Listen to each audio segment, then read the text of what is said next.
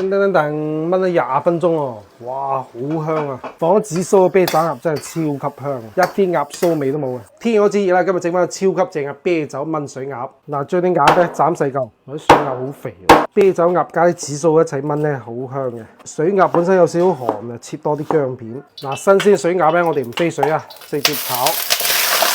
炒完之後裝起身，炒出嚟啲水咧就唔好要啊，咁樣炒過冇咁酥又香好多嘅。再用溫水洗洗佢，千祈唔好用凍水啊，會收縮嘅。重新我放薑片同埋蒜米，爆咗薑味之後，再將啲鴨倒埋落去，咁樣處理過啲鴨清爽好多。嗱，依家可以放啤酒喎，我呢個老珠江啊，成樽倒晒算啦。依家開始調味啊，放啲頭抽、蠔油、1匙羹鹽，鬆鮮先，放一塊片糖，嗱，啤酒花香味好，佢啲鴨酥味嘅，給佢用中火先燜佢20分鐘，噔噔噔噔燜咗20分鐘喎，哇，好香啊！依家將啲紫蘇放埋落去，食得辣咧放多半條指天椒，開大火兜兜佢，兜到佢收汁就可以上碟啦，哇，好正啊！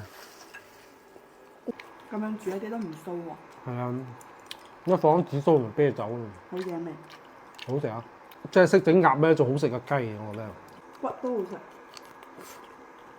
一燜20分鐘啱好啊！